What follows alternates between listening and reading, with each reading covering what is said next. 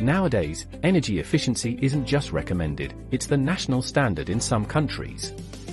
And when it comes to water-cooled chillers, automatic condenser cleaning is no longer optional, it's expected. Design consultants now include these cleaning systems in their plans. But here's the problem, most don't specify whether it should be a ball system or a brush system.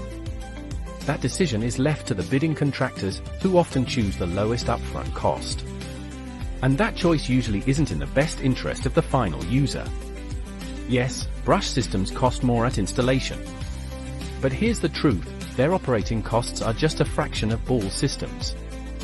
Balls need constant replacement. Brushes? They last for years.